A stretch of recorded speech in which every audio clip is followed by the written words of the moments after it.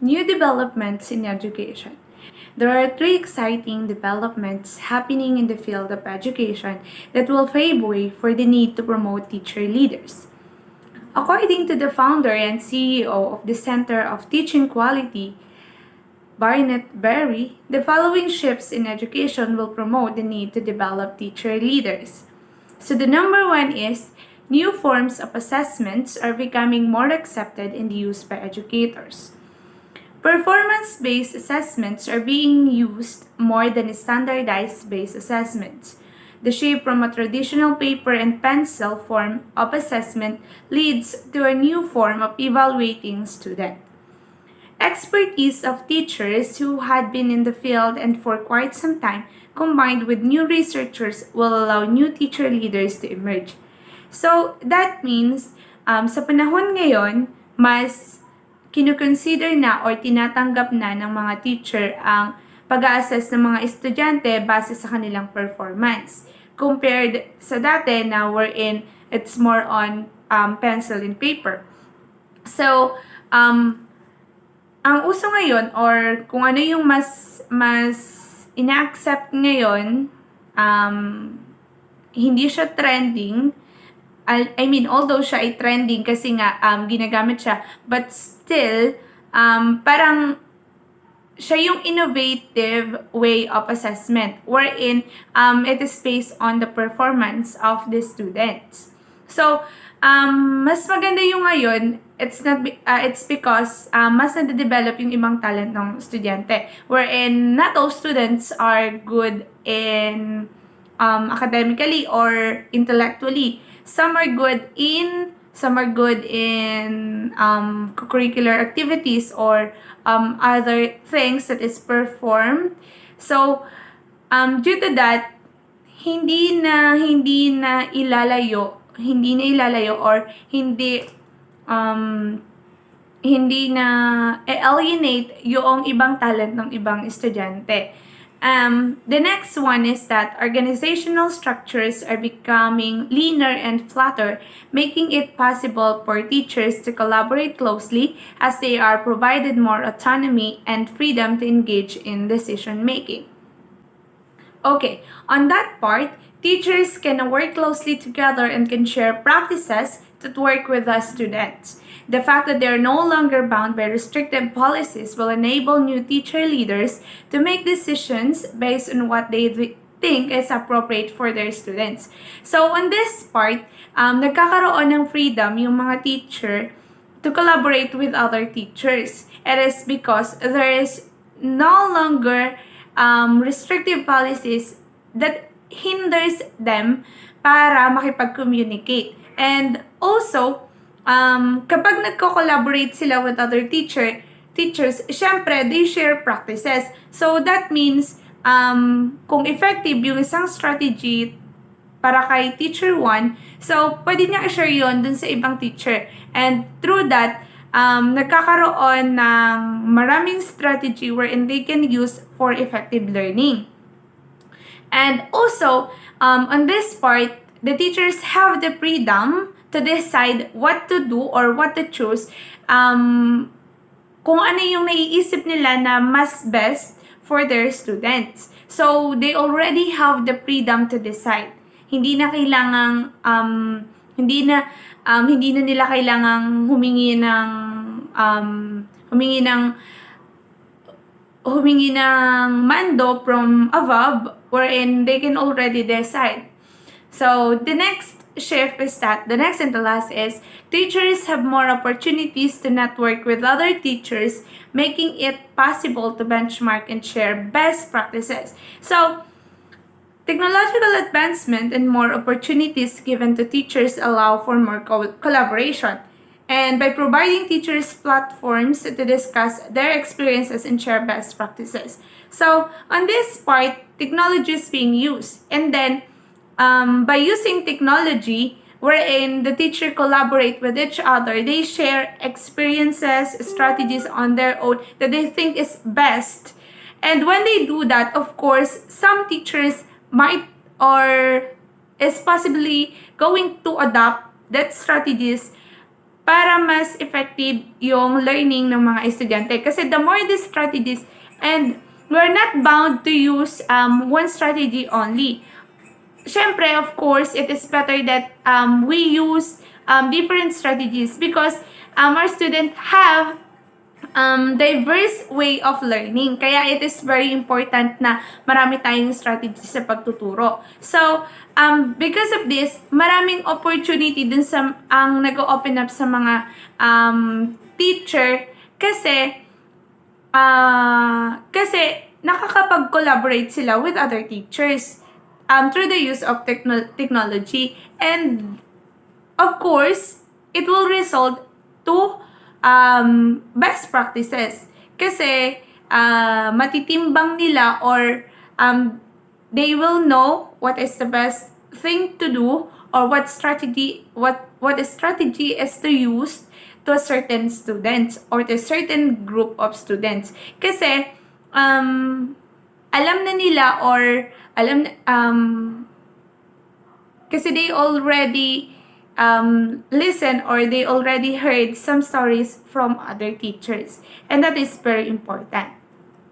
So in the previous discussion, it was tackled that there were new developments happening in education or when it comes to teaching. Now, the new development requires teachers, types of leader that should emerge in education. However, policy support is very necessary when it comes to this. That's why in order to develop teacher leader, Barry conclude or suggest that in order to promote them, the following must be present. Number 1, we have an idea and plan for teacher leadership. Why planning is important in leadership? Well, because a clear plan is equal to clear direction of goals. And of course, a clear direction is important. A clear direction of the task that should be done should be clear to the members of an institution. Without it, the goal and the purpose would be useless. Another thing to consider is that the involvement of all the teachers when it comes to planning or creating of goals or formulation of goals. They said that 2 heads is better than 1. What more if there are a lot of heads that would be collaborate with each other? Well, that would surely be fine and great. Next one is a helpful administration. Great administration comes with great members, because more importantly, at administration who is able to support or empower their teachers or staff will be a great result. How? By providing them opportunities to decide or create their own decision, and at the same time, the administration should establish leadership programs. For what? Why is it necessary to establish such program? Well, because it is a way to hone or enhance their leadership and apply it to their professions. Third one, there should be appropriate resources. Without resources, the development would not be possible. There should be available support given to the teachers for them to grow professionally. With proper support system, there would be a proper and possible result. Then the fourth one we have is work structure should allow authentic collaboration. To attain professional development, the teacher should involve or engage in an authentic collaboration. And when we say authentic, it is a clear and real interaction with the members. Sabi nga nila, doon tayo sa totoo lang, kumbaga. And why do we need it? Why is it necessary? Well, actually, the aim of this is to give time to the teachers to work together.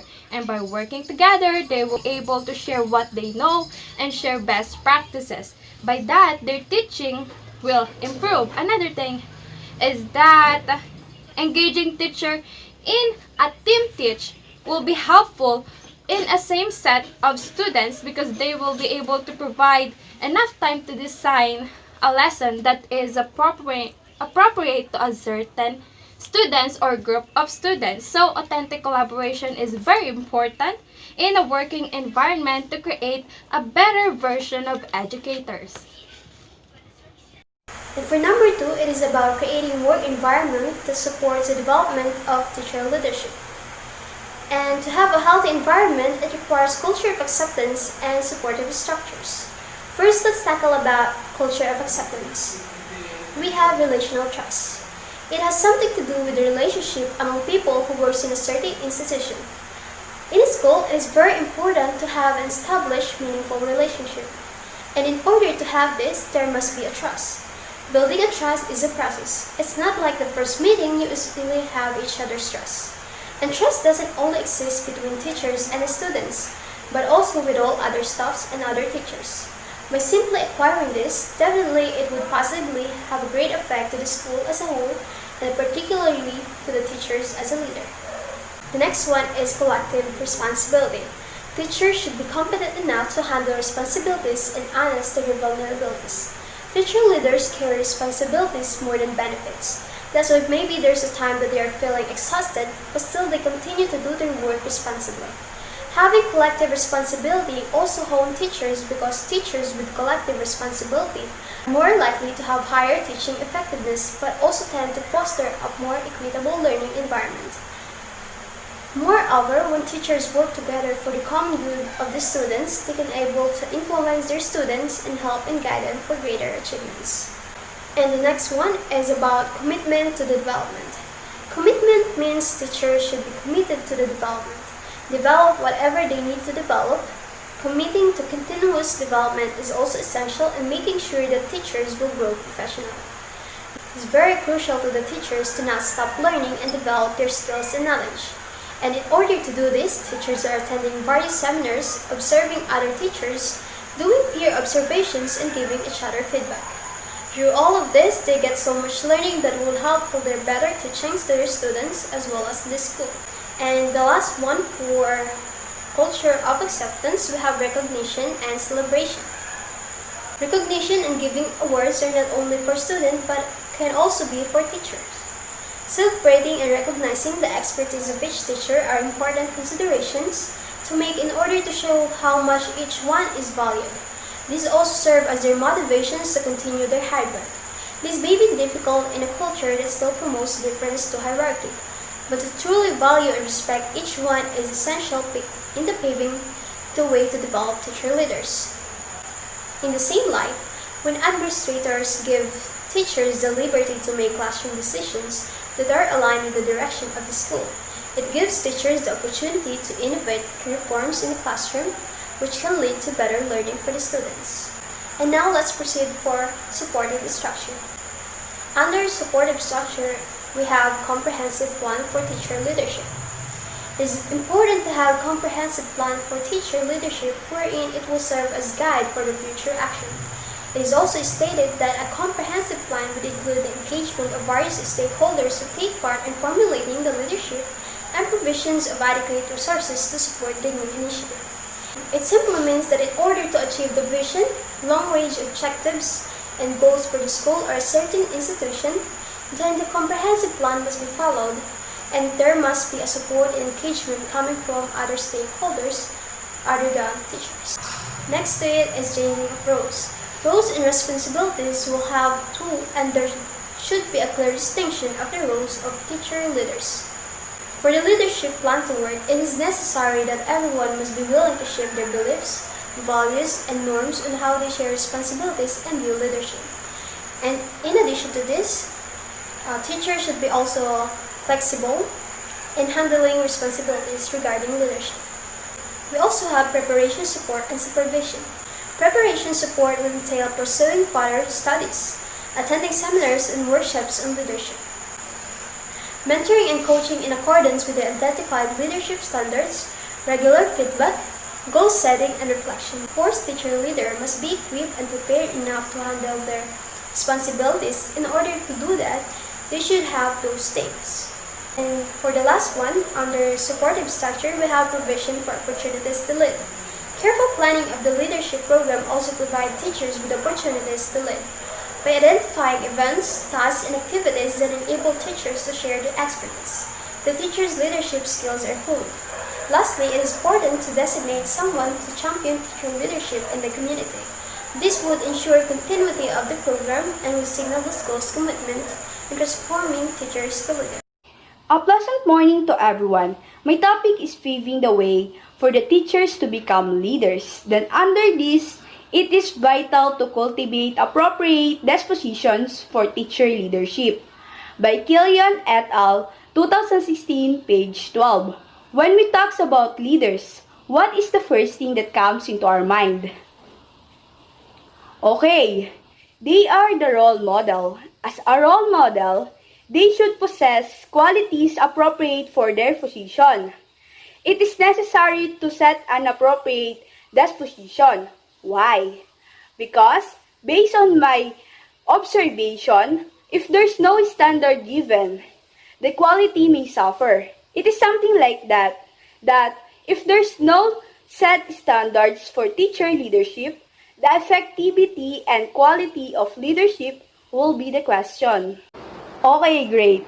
For the effectivity of teacher leadership, there are set of dispositions that all leaders should possess regardless of functions. First is passion and commitment for student learning. It tackles about our passion and goal as a teacher leaders, that we love our profession and we love to teach. It is a lifetime commitment and it is necessary that we are ready to commit.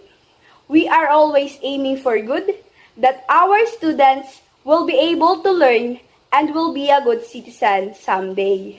Second is, should possess broader perspective. Once the teacher leaders don't possess this kind of perspective, the learning of both teacher and students will not happen. The teacher leaders should have a broader perspective, open for suggestion, correction, and clarification, and also a broader perspective when it comes to the subject matter. For example, the student is having a different perspective regarding the topic. Having a broader perspective as a teacher, you must accept your students' perspective. They learn from us and we learn from them. The third set of disposition is humble. I believe in this Bible verse, Luke 14 verse 11, sapagkat ang nagmamataas ay ibinababa at ang nagpapakumbaba ay itinataas. Being humble is the most crucial qualities a teacher leader should possess. The teacher leaders should be down to earth and willing to help with her colleagues and students in her all capabilities. The fourth is courageous and willing to take risk. A quitters never win and a winner never quits. A teacher leader must be a fighter and aware of her responsibility and accountability. Fifth set of disposition is confident. It is the best asset a teacher leader should wear. Being confident as a teacher leader seems like you know everything and everyone will follow you. Sixth is flexible. A teacher leader should be able to adapt and cope with the changes. If a teacher leader is fixed mindset, the students will be affected. There's no growth, being stuck in the same situation and lack of progress. And last one is possess enthusiasm for continuous learning. The teacher leaders value their own professional development. They continuously find means and ways to grow professionally and personally. They believe that everyone is the agent of change. For example, the teacher leaders continues to study for their master degree and attending seminars and workshops for improving their skills.